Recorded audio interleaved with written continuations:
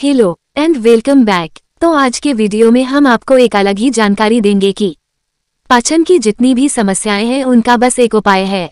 अगर आपने इन 4 नियमों का पालन तो 100% गारंटी है कि आपको जीवन में कभी भी पाचन की समस्या नहीं होगी। कैसी भी समस्या हो सब खत्म हो जाएगी।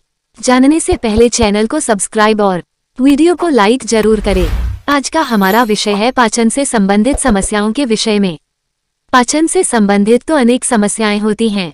आज का मार्गदर्शन किसी समस्या से संबंधित है, तो आप इसके विषय में समझें कि चाहे आपके पाचन की कोई भी समस्या है, चाहे आपको एसिडिटी की समस्या है, गैस बहुत ज्यादा बनती है, आपको भूख नहीं लगती है, या फिर भोजन करने के बाद भारीपन लगता है, आपको आईबीएस की समस्या है, कोई भी समस्या हो, आज का मार्गदर्शन आपको उस समस्या के मूल तक पहुंचाएगा और उसके निदान तक भी पहुंचाएगी। अंत में हम बात करेंगे कि क्या ऐसी औषधि आप ले सकते हैं जो आपके लिए उपयोगी होगी, सभी के लिए उपयोगी होगी। लेकिन उससे पहले उससे भी अधिक जो महत्वपूर्ण बात है उसको समझ लेना जरूरी है। पाचन से संबंधित जो समस्याएं हैं उनका मूल कारण क्या है? तो पाचन के विकारों का कारण होता है भोजन। भोजन का ठीक ना होना ये पहला कारण है पाचन से संबंधित समस्या होने का। तो बस ये समझ ले कि यही सारी समस्याओं का मूल है। जब भोजन पेट में जाकर के सड़ना शुरू होगा तो गैस बनेगी, एसिडिटी की समस्या होगी, तभी आपको संग्राहिनी की समस्या होती है, तभी आपको भारीपन लगता है, भूख समाप्त हो जाती है। सारी समस्याओं का मूल पाचन की सड़न है। अब बात यह है कि ये सड़न पैदा ही क्यों होती है?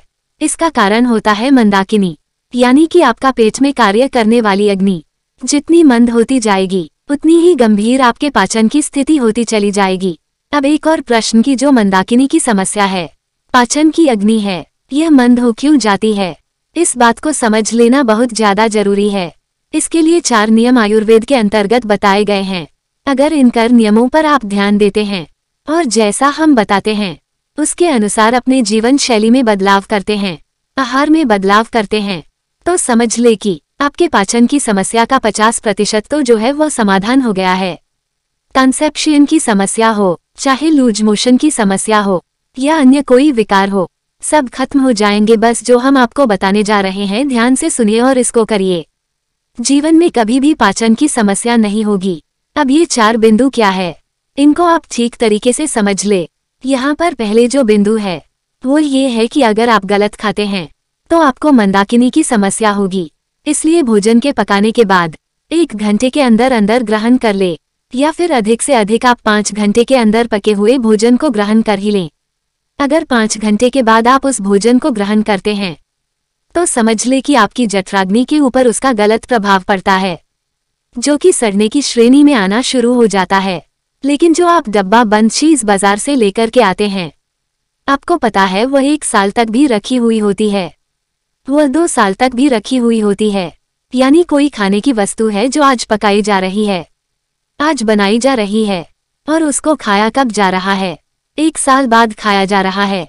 आप खुद सोच सकते हैं कि क्या वह स्वाभाविक है? क्या उसमें केमिकल जो मिले हुए हैं उसका आपके शरीर पर गलत प्रभाव नहीं होगा?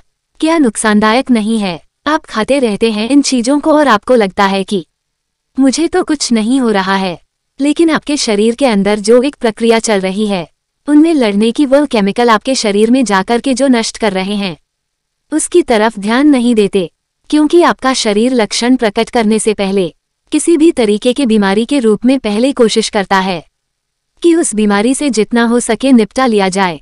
लेकिन जब सीमा से बाहर हो जाती है बात तो बीमारी के रूप में लक्षण आने शुरू हो जाते हैं। तो आप समझे जो डब्बा बंद चीज आप खा रहे हैं, बाजार से लाकर के जो चीज खा रहे हैं, उनको तो आपको निश्चित रूप से पूरी तरह से त्यागना ही होगा। ये पहली बात है। साथ ही साथ जो आप जंक फूड, फास्ट फूड, गलत तरीके की चीज, स्वाद के चक्कर में बहुत सारी मिठाइयाँ, इस तरीके की चीज खाते हैं, इनको भी आप छोड़ दें। क्योंकि जब यह चीज आपके शरीर में जाती है तो आपकी जो जठराग्नि है उसकी एक सीमा है, वह इतना आहार हो, इस प्रकार का आहार पचा सकती है। लेकिन जब आप उसके ऊपर ज्यादा दबाव डालते हैं तो उस भार के कारण वह बंद होनी शुरू हो जाती है और धीरे धीरे मंदाकिनी की समस्या होती है। फिर जो भी आप खाते हैं वह शरीर में जाकर के सड़ना शुरू हो जाता है। ये पहला नियम है कि डब्बा बंद चीजों को त्याग देना है। फास्ट फूड जंक फूड को त्याग देना है। घर का सात्विक भोजन ग्रहण करना है। अब दूसरा नियम ये है, आपका जो अच्छा आहार भी आप ले रहे हैं, जो सात्विक आहार घर का भोजन भी आप ले रहे हैं, उसको भी सही मात्रा में ग्रहण करना है। यानी कि बहुत ज्यादा नहीं खा लेना है। आप सही मात्रा में अग्नि में घी को डालते हैं तो यह क्या करता है, अग्नि को बढ़ाता है। लेकिन अगर आप किसी घी को अग्नि में एकदम से अधिक मात्रा में डाल देंगे तो क्या होगा, यही फिर उस अग्नि को बुझा देगा। अच्छे तरीके से भले ही आप कुछ अच्छा भोजन कर रहे हैं, लेकिन अगर वह अच्छा भोजन भी आप बहुत ज्यादा मात्रा में कर रहे हैं, आवश्यकता से ज्यादा खा रहे हैं, तो वह आपके लिए अपचित हो जाता है। वह भी सड़न का कारण बनता है, क्योंकि अग्नि को वह बंद कर देता है। तो एक सीमित मात्रा में ही भोजन को ग्रहण करना चाहिए। तीसरी बात हमारी यह है कि आपको सही समय पर भोजन ग्रहण करना है। यह इतना महत्वपूर्ण विषय है कि इसके लिए हमने बताया है कि आपको संध्या में 6 से 7 बजे के बीच अपना आहार ले लेना है।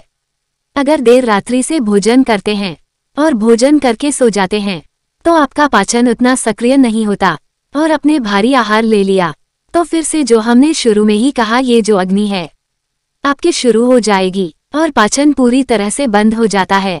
तो आपको इस नियम को करना है, तो आपको इतने ही समय के अंदर में ही भोजन को करना चाहिए। अब बात करते हैं चौथे नियम के बारे में। चौथा नियम वह कहा गया है इंद्रियां ज्ञान, यानी कि आपको अपनी इंद्रियों पर संयम रखना है।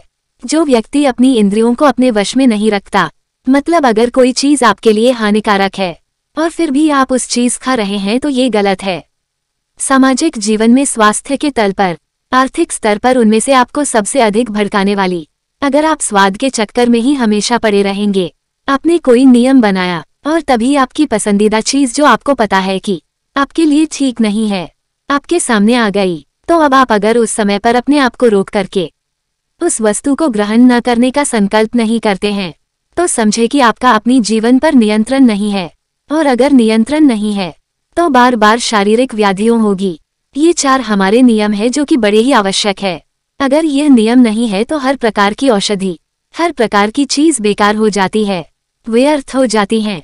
तो अगर आप इनकर नियमों को अपनाते हैं तो जो आपकी मंदाकिनी की समस्या है वह समाप्त होने लगेगी। आपका पाचन तंत्र सुधारना शुरू हो जाएगा और आपको किसी भी प्रकार की समस्या नहीं होगी। और अगर आप इन नियमों को नजरअंदाज करते हैं तो आपकी जठराग्नि मंद होगी और क्या क्या प्रभाव देखने को मिलेंगे। आपको गैस बनने शुरू हो जाएगी, आपको एसिड बनना शुरू हो जाएगा, आपको भूख नहीं लगेगी। खाना खाने के बाद ऐसा लगेगा जैसे भोजन पच ही नहीं रहा है, पेट में ही रखा है। आपको कॉन्सेप्शन हो सकता है और अधिक संभावना है कि आपको लूज मोशन हो जाए।